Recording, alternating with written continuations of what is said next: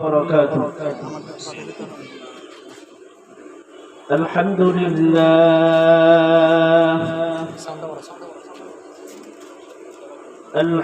لله نحمده ونستعينه ونستغفره ونعوذ بالله من شرور أنفسنا ومن سيئات أعمالنا من يهده الله فلا مضل له ومن يضلله فلا هادي له ونشهد أن سيدنا وسندنا وحبيبنا وحبيب ربنا وطبيبنا وطبيب قلوبنا ومولانا محمد صلى الله عليه وعلى آله وأصحابه وبارك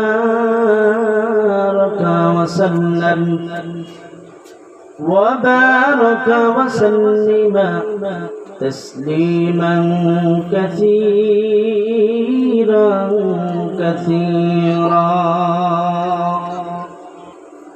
أما بعد فأعوذ بالله من الشيطان الرجيم بسم الله الرحمن الرحيم والعصر إن الإنسان لفي خسر إلا الذين آمنوا وعملوا الصالحات وتواصوا بالحق وتواصوا بالصبر. وقال الله تعالى قال النبي عليه الصلاة والسلام العلماء ورثة الأنبياء أو كما قال عليه الصلاة والسلام إن الله وملائكته يصلون على النبي يا أيها الذين آمنوا صلوا عليه وسلموا تسليما. اللهم صل على سيدنا مولانا محمد وعلى آل سيدنا شفيعنا محمد. তুমি যে খোদার প্রিয় হাবিব, তোমার সমতুল্য নেই কেউ, তোমার মতো আকাশ ভ্রমণ করেনি কোনো পয়গম্বর। আল্লাহুম্মা সাল্লি আলা সাইয়্যিদিনা মাওলানা মুহাম্মদ وعلى آل سيدنا شفيعنا محمد. পরের জায়গা পরের জমিন ঘর বানায় আমি রই, আমি তো সেই ঘরের মালিক নই। পরের জায়গা পরের জমিন ঘর বানায় আমি রই, আমি তো সেই ঘরের মালিক নই। আমি তো সেই ঘরের মালিক নই। সেই ঘরখানা যার যার জমিদারি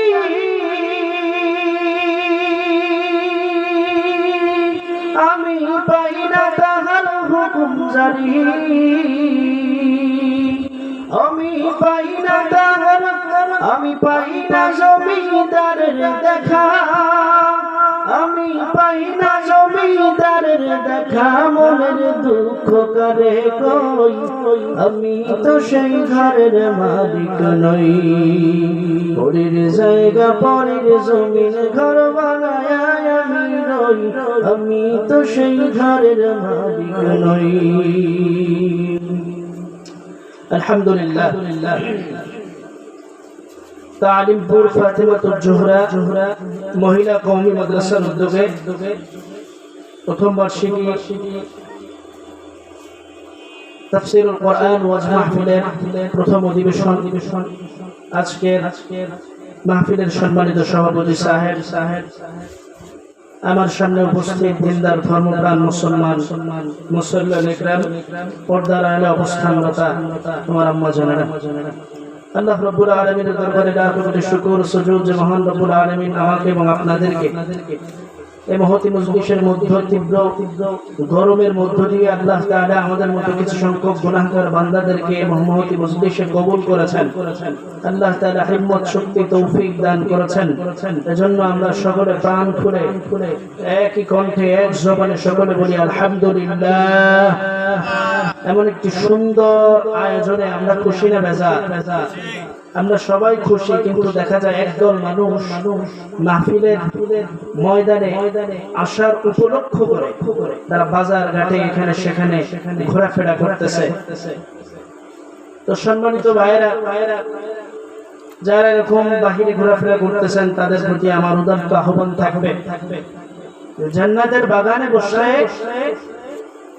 যেই সওয়াবটা আপনার নামে বরাদ্দ আছে আপনি এই সওয়াবটা পাবেন বাহিরে বসে বয়ান শুনলে কান মজাটাই হবে কিন্তু সওয়াবটা পাবেন অতএব হাটে বাজারে দোকানপাটে যেসব ভাইরা আমার বন্ধুগণ আছেন আপনাদেরকে মেহেরবানি করে আহ্বান করব যে মহতি জান্নাতের বাগানে চলে আসুন দুটি কথা শুনুন আপনি নিজে আমল করুন এবং আমরাও যদি আমল করতে পারি সেই দোয়া করুন আল্লাহ রাব্বুল আলামিন আমাদের সবাইকে তৌফিক হিম্মত দান করেন বলেন আমিন সম্মানিত হাজিরিন পবিত্র কোরআনুল কারীমের অসংখ্য অগণিত সূরা থেকে একটি ছোট্ট একটি সূরাতুল আসর আমি তেলাওয়াত করেছি এবং অসংখ্য হাদিস থেকে ছোট্ট একটি হাদিসে কারিমা তেলাওয়াত করেছি আল্লাহ রাব্বুল আলামিন যদি তৌফিক দান করেন তাহলে উক্ত আয়াত ও হাদিসের উপরে কিছু কথা আমাকে বলবার মতো এবং আপনাদেরকে শুনবার মতো তৌফিক দান করেন বলেন আমিন আল্লাহ পাক রব্বুল আলামিন পবিত্র কোরআনুল কারীমের মধ্যে বলেন ওয়াল আসরি ইন্নাল ইনসানা লাফি খুসর ইল্লা আল্লাযীনা আমানু ওয়া আমিলুস সালিহাতি ওয়া তাওয়াসাউ বিল হাক্কি ওয়া তাওয়াসাউ বিস সাবর আল্লাহ রাব্বুল আলামিন বলেন সময়ের কসম নিশ্চয় সকল মানুষ ক্ষতিগ্রস্ত ক্ষতির মধ্যে পতিত আছে কিন্তু চার শ্রেণীর ব্যক্তি ব্যতীত সবাই ক্ষতিগ্রস্ত ইল্লাল্লাযীনা আমানু যারা ঈমান এনেছে ওয়া আমিলুস সালিহাতি যারা সৎ কর্ম করেছে ওয়া তাওয়াসাউ বিল হাক্কি ওয়া তাওয়াসাউ বিস সাবর যারা পরস্পরকে সত্যের উপদেশ দেয় এবং ধৈর্যের উপদেশ দেয় এই চার শ্রেণীর ব্যক্তি ব্যতীত দুনিয়ার সকল মানুষ ক্ষতিগ্রস্ত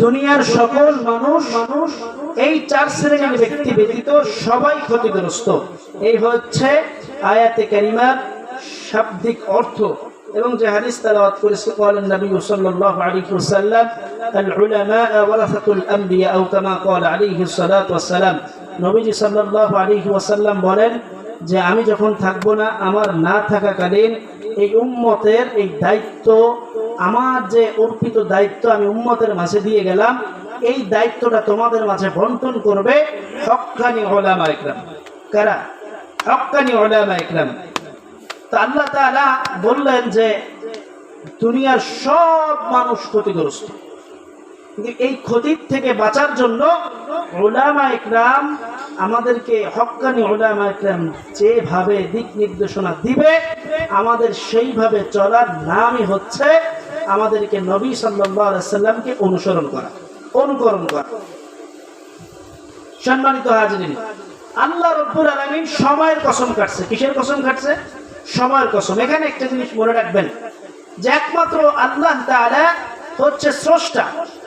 স্রষ্টা তার সৃষ্টি নিয়ে যে কোনো কিছু নিয়ে সে কসম কাটতে পারে, কিন্তু সৃষ্টি স্রষ্টাকে ছাড়া অন্য কোনো কসম কাটতে পারবে না। আমরা অনেক সময় দেখা যায় আমরা কসম কাটি, মাটির কসম, মায়ের কসম, অমুকের কসম, তমুকের কসম কাটি না। সমস্ত কসম কাটা যাবে না, একমাত্র আল্লাহর নামের কসম ছাড়া অন্য কোনো কসম কি কাটা যাবে না। এরপরে আল্লাহ তাআলা সময়ের কসমটাকে কেন বেছে নিলেন? সময়, ওয়াল আসর, সময়, সময়ের অধিক মূল্য দিতে হবে। কারণ দেখেন আপনার জীবন থেকে একটি সেকেন্ড সময় চলে যাচ্ছে, আপনি কি মনে করেছেন ওই একটি সেকেন্ড যেটা চলে গেল ওটা আবার ফিরে আসবে? ফিরে আসা সম্ভব? একটা মিনিট চলে গেল ওইটাকে আবার ফিরে আসবে? একটা দিন চলে যাচ্ছে, ওই দিনকে আবার ফিরে আসা সম্ভব? তাহলে এই সময়ের মূল্য আছে না নাই? এক ওয়াক্ত নামাজ ছেড়ে দিচ্ছেন, ওই নামাজ আপনি কি আর কোনোদিন জামাতে পড়তে পারবেন? সম্ভব? ওটা তো আপনার কাজা হয়ে গেল। অতএব সময়কে অধিকতর গুরুত্ব, মূল্য দিতে হবে। কারণ দুনিয়ায় আপনি আমি কয়দিন বাঁচবো কেউ বলতে পারবেন? কেউ বলা সম্ভব না, আদৌ কখনো সম্ভব না। কিন্তু আমরা মনে করছি যে আমরা দিন যাইতেছে আমাদের বয়স বাড়তেছে, দিন যাইতেছে আমাদের বয়স বাড়তেছে, কিন্তু না, আমাদের প্রত্যেকটা সেকেন্ড আর প্রত্যেকটা দিন যায় আমাদের বয়স কমতেছে, কমতেছে। অতএব ওয়াল আসর, সময়ের কসম, ইন্নাল ইনসানা লাফি খুসর, নিশ্চয় পৃথিবীর সকল মানুষ ক্ষতির মধ্যে পতিত আছে। আমরা সবাই ক্ষতিগ্রস্ত আছি। ইল্লাল্লাযীনা আমানু ওয়া আমিলুস সালিহাত ওয়া তাওয়াসাউ বিল হাক্কি ওয়া তাওয়াসাউ বিস সাবর। আল্লাহ রাব্বুল আলামিন বলেন, ইন্নাল ইনসানা লাফি খুসর, নিশ্চয় নিশ্চয় পৃথিবীর সব মানুষ ক্ষতিগ্রস্ত, ক্ষতির মধ্যে পতিত আছে। ইল্লাল্লাযীনা আমানু, কিন্তু তারা ব্যতীত যারা ঈমান এনেছে, ওয়া আমিলুস সালিহাত, সৎকর্ম করেছে, ওয়া আমিলুস সালিহাত, সৎকর্ম। ইল্লাল্লাযীনা আমানু, যারা ঈমান এনেছে। ঈমান কি? লা ইলাহা ইল্লাল্লাহু মুহাম্মাদুর রাসূলুল্লাহ। ঈমান লা ইলাহা ইল্লাল্লাহ, আল্লাহ ছাড়া কোনো মাবুদ নাই। এ কথা আমরা মুখে বলেছি না যে আল্লাহ ছাড়া কোনো মাবুদ নাই, কিন্তু এই কথাটাকে অন্তরে বিশ্বাস করাইতে হবে। এই কথাটা কিসে বিশ্বাস করাইতে হবে? অন্তরে বিশ্বাস করাইতে হবে আল্লাহ ছাড়া কোনো মাবুদ নাই। আমরা মুখে বলি কিন্তু আল্লাহ ছাড়া কোনো মাবুদ নাই। আল্লাহ বলেন, বান্দা নামাজ আদায় করো, বান্দা আমি আল্লাহর ইবাদত করো, আমি আল্লাহর বন্দেগী করো। আর আমরা পৃথিবীর উর্বর জমিনের মধ্যে আল্লাহ তাআলার কোনো ইবাদত নাই, আল্লাহ রাব্বুল আলামিনের কোনো দাসত্ব নাই। আমরা আমাদের মতো ঘুরে বেড়াই। কিন্তু কেউ যদি জিজ্ঞাসা করে, ভাই আপনি কি নামাজ আদায় করেন? নামাজ না পড়লে কি হয়েছে? ঈমান তো ঠিক আছে। যেই ব্যক্তি নামাজ আদায় করে ও রোজা রাখে না, আবার যেই ব্যক্তি নামাজও পড়ে রোজাও রাখে, সুদের মধ্যে, ঘুষের মধ্যে পতিত আছে না নাই? তাহলে ইল্লাল্লাযীনা আমানু, যে ঈমান আনলো, ঈমানটা হচ্ছে বিশ্বাস। কার প্রতি বিশ্বাস? মহান রব্বুল আলামিনের প্রতি বিশ্বাস। আল্লাহ বলেন, আল্লাহ রাব্বুল আলামিন বলেন, ওয়া মা খালাকুতুল জিন্না ওয়াল ইনসা ইল্লা লিআবুদুন। আল্লাহ তাআলা বলেন, দুনিয়ার মানুষ শুনো শোনো, আমি আল্লাহ তোমাদেরকে দুনিয়াতে পাঠিয়েছি একমাত্র শুধুমাত্র আমি আল্লাহর ইবাদতের জন্য, আমি আল্লাহর ইবাদত বندگی করার জন্য। দুনিয়ার মানুষ যখন আমি আল্লাহর ইবাদত বندگی করবা, আমি আল্লাহর ইবাদত করে তুমি আমি আল্লাহর হয়ে যাবা, আর আমি আল্লাহ বান্দার হয়ে যাব। ইয়া ইলাহি তু মেরা মাবুদ है, या इलाही तू मेरा माशूक है, या इलाही मुझ में मुझसे क्या करूं, ताकि देखो मुझ में मुझसे इख्तियार। আল্লাহ রাব্বুল আলামিন বলেন, বান্দা আমি আল্লাহর ইবাদত করবি, আমি আল্লাহর গুণগান গাইবি, আমি আল্লাহ তোর হয়ে যাব, তুই আমি আল্লাহর হয়ে যাবি। যখন কোন বান্দা ঈমান আনলো, অন্তরে বিশ্বাস আনলো, অন্তরে বিশ্বাস রেখে যখন আল্লাহ এবং আল্লাহর রাসূলের ইবাদত বندگی করলো, আল্লাহ সুসংবাদ শোনায়, বান্দা তুই আমার, আমি তোমার। বান্দা তুমি আমার, আমি তোমার। ওয়ামিলুস সলিহাত, সৎ কর্ম। এইবার বলেন, সৎ কর্ম আমরা দুনিয়াতে কয়জন করি? সৎ কাজ, ভালো কাজ, ভালো কাজ অধিকাংশ মানুষের টাকার মধ্যে ঘুষের টাকা, সুদের টাকা, এরকম বাটপারির টাকা, মানুষের হক মেরে খাওয়া টাকা, এই সমস্ত টাকা দিয়ে আমরা আজ সম্পদের পাহাড় গড়তেছি, কিন্তু সৎ কর্মের বেলায় আমরা নেই। যেই ব্যক্তি সৎ কর্ম করলো, একটা টাকা অসৎ পথে উপার্জন করলো না, কারণ সে জানে যে আমার দুনিয়া থেকে একদিন মৃত্যুবরণ করতে হবে। একদিন কি করতে হবে? মৃত্যুবরণ করতে হবে। আমি যদি অসৎ একটা টাকা আমার পকেটের মধ্যে ঢুকাই, আমার জিহ্বার মধ্যে ঢুকে আমি পেটের মধ্যে ঢুকাই দিই, তাহলে যতক্ষণ না পর্যন্ত ওই একটা টাকা দিয়ে আমি হারাম খাইলাম, আমার কোনো ইবাদত বندگی কবুল হবে না। আল্লাহ তাআলা বলেন, ওয়াহাল্লাল্লাহুল বাইআ ওয়া হাররামার রিবা, আমি আল্লাহ ব্যবসাকে করেছি হালাল এবং সুদকে করেছি হারাম। ব্যবসাকে কি করছি? হালাল করেছি, আর সুদকে করেছি হারাম। অতএব সব কর্মের মধ্যে আল্লাহ রাব্বুল আলামিনের এই ইবাদতের মধ্যে সৎ কর্ম করতে হবে কি হবে না? সৎ কর্ম। ইল্লাল্লাযীনা আমানু ওয়া আমিলুস সালিহাত, যারা সৎ কর্ম করবে, ওয়া তাওয়াসাউ বিল হাক্কি ওয়া তাওয়াসাউ বিস সাবর, সৎ কর্ম এবং পরস্পরকে সত্যের উপদেশ দিবে এবং ধৈর্যের উপদেশ দিবে। মানুষের মাঝে সত্যের দাওয়াত পৌঁছায় দিবে, মানুষের মাঝে সত্যের বাণী পৌঁছায় দিবে। নিজে নামাজ পড়েন কিন্তু আরেক ভাই নামাজ আদায় করে না, নিজে ইবাদত বندگی করেন আরেক ভাই করে না, নিজে মনে করছেন আমি ইবাদত করে জান্নাতে যাব, আর আমার ভাই ইবাদত করে জান্নাতে যাক আর না যাক কোনো ব্যাপার না। আল্লাহ তাআলা বলেন, ইয়া আইয়ুহাল্লাযীনা আমানু কু আনফুসাকুম ওয়া আহলিকুম নারা, হে ঈমানদারগণ, তোমরা নিজে ইবাদত করো, নিজে জাহান্নামের আগুন থেকে বাঁচাও এবং তোমার আহাল পরিবার পরিজনদেরকে জাহান্নামের আগুন থেকে বাঁচাও। অতএব নিজে ঈমান এনে নামাজ আদায় করতেছেন, টুকুর টুকুর সিজদা দিচ্ছেন, জিকির করতেছেন, সব ইবাদত বندگی করেন, কিন্তু আপনার ঘরের মধ্যে আপনার স্ত্রী নামাজ আদায় করে না, আপনার সন্তান নামাজ আদায় করে না, আপনার ভাই নামাজ পড়ে না, আপনার ভাই বোন আত্মীয় স্বজন সব জাহান্নামের মধ্যে জাহান্নামী কাজ যারা পরিচালনা করতেছে, কিন্তু আপনি একা একা মসজিদের কোণায় যাইয়া আপনি ইবাদত বندگی করেন। ভালো করে শুনেন, আপনার ওই ইবাদতের কোনো দাম নাই যতক্ষণ না পর্যন্ত আপনি আপনার আহাল পরিবার পরিজনদেরকে নামাজের দাওয়াত না দিবেন। কোনো দাম নাই, কোনো দাম নাই। সত্যের উপদেশ, ধৈর্যের উপদেশ মানুষের মাঝে পৌঁছায় দিতে হবে। সত্যের উপদেশ কি? যে ভাই লা ইলাহা ইল্লাল্লাহ, আপনি আমি কালেমা পড়েছি, আপনি আমি আল্লাহর প্রতি বিশ্বাস স্থাপন করেছি, আপনি আসেন আপনার অন্তরের মধ্যে এই বিশ্বাস স্থাপনটা শুরু করে নিয়ে আসেন আমরা নামাজ আদায় করি, আসেন আমরা জিকির আজগার করি, আসেন আমরা ইবাদত বন্দেগীর মধ্যে লিপ্ত হই, সব কিছু করি। আমরা কি করি?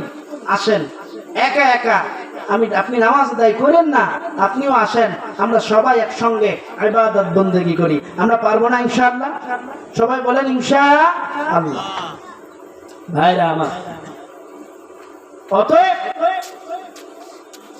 ভালো কাজ সৎ কর্মগুলা করে যদি দুনিয়া থেকে বিদায় নিতে পারেন, তাহলে এটাই হবে আপনার জন্য সবচেয়ে বড় পাওয়া, সবচেয়ে বড় পাওয়া হবে।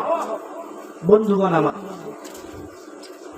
সৎ কর্ম করতেছি, কিন্তু আজকে আমি একা একা নামাজ আদায় করি, একা একা ইবাদত বন্দেগী করি, কিন্তু আমার মুসলমান কোথায় মাইর খাইতেছে, আমার কোন ভাই কোথায় বিপদের মধ্যে আছে, এদিকে আমাদের কোনো খোঁজ খবর নাই, কিন্তু ইবাদত বন্দেগী করতে আসি। আমাদের উপর নামাজ যেমন ফরজ, আরেক মুসলমান ভাই কষ্ট করতেছে, আরেক মুসলমান ভাই ইবাদত বন্দেগী করতেছে না, কিন্তু আরেক মুসলমান ভাই মার খাচ্ছে, আমি তাকে ঠেকাচ্ছি না, কিন্তু আমি নিজে পিঠ বাঁচাচ্ছি। আজ দেখা যায় ফিলিস্তিনের জমিনের মধ্যে আমার মুসলমান ভাই বোনেরা অকাতরে মাইর খাইতেছে ইহুদিদের হাতে। ইহুদি খ্রিস্টানরা অকাতরে তাদেরকে দুনিয়া থেকে বিদায় করে দিয়েছে। কেন? আল্লাহর ঘর বাইতুল মাকদিসকে, বাইতুল মুকাদ্দাসকে হেফাজত করার জন্য একদল তরুণ ইহুদিদের বিরুদ্ধে ঝাঁপিয়ে পড়েছে, একদল যোদ্ধা ইহুদিদের বিরুদ্ধে ঝাঁপিয়ে পড়েছে।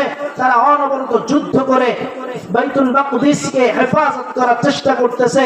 এই বাইতুল মাকদিসটা কি? মুসলমানের একটা প্রথম কিবলা বাইতুল মাকদিস। এখানে হযরত ইব্রাহিম আলাইহিস সালাতু ওয়াস সালাম এখানে শাসন করেছে, হযরত সুলাইমান আলাইহিস সালাতু ওয়াস সালাম এখানে রাজত্ব করেছে, হযরত ইউসুফ আলাইহিস সালাতু ওয়াস সালাম এখানে জন্মগ্রহণ করেছে, হযরত ঈসা আলাইহিস সালাতু ওয়াস সালাম এখানে জন্মগ্রহণ করেছে। এই বাইতুল মাকদিসের আশপাশে কমপক্ষে 70 জন নবী রাসূল এখানে ঘুমিয়ে আছেন। অতএব এই বাইতুল মাকদিসের অনেক দাম।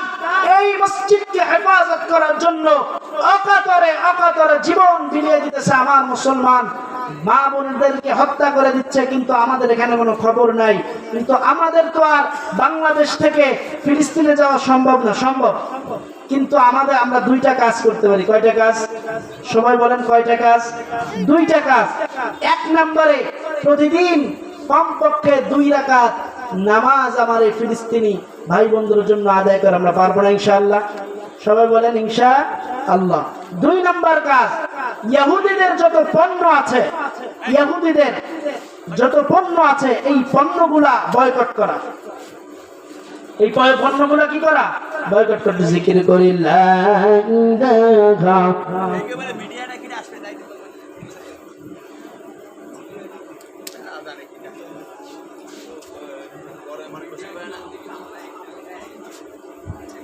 লা ইলাহা ইল্লাল্লাহ, লা ইলাহা ইল্লাল্লাহ, লা ইলাহা ইল্লাল্লাহু মুহাম্মাদুর রাসূলুল্লাহ সাল্লাল্লাহু আলাইহি ওয়াসাল্লাম। দুইটা কাজ। এক নম্বর হচ্ছে কি? প্রতিদিন 2 রাকাত তাদের জন্য নামাজ আদায় করা। 2 নম্বর হচ্ছে ইহুদিদের, ইসরায়েলের যত পণ্য আছে এই পণ্যগুলো বয়কট করা। মুসলমান যদি এই পণ্যগুলো আপনি বয়কট করতে পারেন, মুসলমানদের বড় একটা সহযোগিতা হবে। যেমন কোকা কোলা, আপনারা যে কোল্ড ড্রিঙ্কসটা আপনারা খেয়ে যাচ্ছেন, এই কোকা কোলাটা ওরা বিক্রি করে, ওরা মানুষের মাঝে লভ্যাংশটা দেয় না, ওরা শুধুমাত্র এই কোকা কোলার টাকা দিয়ে অস্ত্র কিনে শুধুমাত্র মুসলমানদেরকে মারার জন্য ওরা এই টাকাগুলো গোছাইতেছে। বলেন নাউজুবিল্লাহ। অতএব এই কোকা কোলা, ইউনিলিভারের যত মাল আছে, ডাব শ্যাম্পু, ডাব সাবান, এরপরে হচ্ছে লাইফ বয়, এরপরে এরকম ধরনের 7 আপ, স্প্রিট, এই ধরনের যত মাল আছে, এই মালগুলো যদি আপনি আমি বয়কট করতে পারি, তাহলে ওদের ব্যবসায় ধস নামবে, মুসলমানের ব্যবসা চাঙ্গা হবে, মুসলমানদেরকে ওরা আর মারতে পারবে না। অতএব আপনারা এইগুলো বয়কট করতে পারবো না ইনশাআল্লাহ? ইনশাআল্লাহ।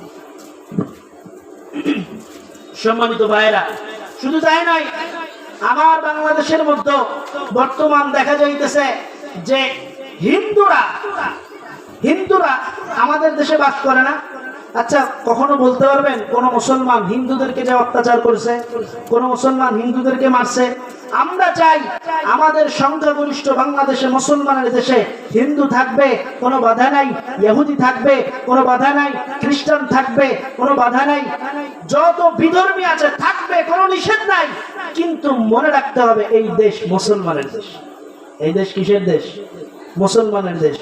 আজ ফরিদপুরে তাদের প্রতিমা কে বা কারা ভেঙেছে, প্রতিমা ভাঙার কারণে অসহায় দুইজন শ্রমিক মুসলমানকে তারা পিটিয়ে হত্যা করে দিয়েছে। আর আমার বাংলাদেশের কিছু হলুদ মিডিয়াগুলা এটা সামনে আনে না।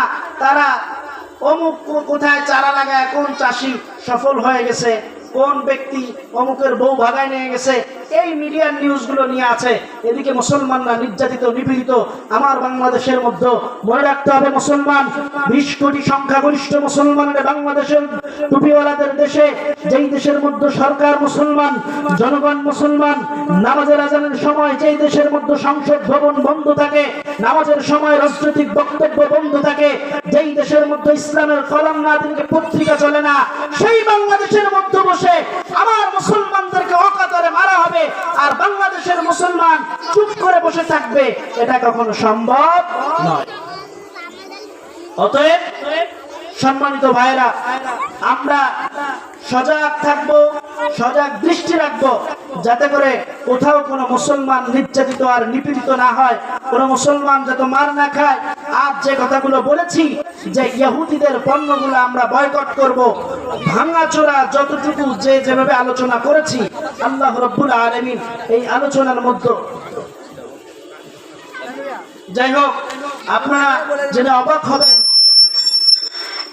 যে এরকম একটা পত্রিকা, একটা নিউজ দেখলাম যে 68,000 মুসলমান নারীদেরকে তারা এরকম ভারতে পাচার করেছে। যদি সত্য হয় তাহলে একবার একটু চিন্তা করে দেখেছেন আমরা কতটা নির্যাতন আর নিপীড়নের মধ্যে আছি। অতএব মুসলমান, আপনাদেরকে সজাগ থাকতে হবে। এত সময় যতটুকু আলোচনা করলাম, আল্লাহ রাব্বুল আলামিন প্রথমে আমাকে এবং আপনাদের সবাইকে আমল করার তৌফিক দান করেন, বলেন আমিন। ওয়া আখিরু দাওয়ানা আলহামদুলিল্লাহি রাব্বিল আলামিন। আসসালামু আলাইকুম ওয়া রাহমাতুল্লাহি তাআলা ওয়া বারাকাতুহু। আলহামদুলিল্লাহ, এতক্ষণ যিনি আলোচনা করছিলেন বাগমারান আব্বাসিয়া জামে মসজিদের ইমাম ও খতিব মুহতারাম, যে আলোচনা করছেন, আমাদের সবাইকে আল্লাহ তাআলা আমল করার তৌফিক দান করুক, সকলে বলুন আমিন। এই পর্যায়ে আমাদের সম্মুখে মূল্যবান নসিহত পেশ করবেন শুধুমাত্র খুলনা থেকে আগত ধর্মীয় আলোচক, মিডিয়া ব্যক্তিত্ব, মক্কা মিডিয়ার সুযোগ্য চেয়ারম্যান হাফেজ কারি মোহাম্মদ রাসেল গাজী। হাফেজ কারি মোহাম্মদ রাসেল গাজী, আমি মুহতারামকে তার মূল্যবান নসিহত করার জন্য সবিনয় অনুরোধ করতেছি।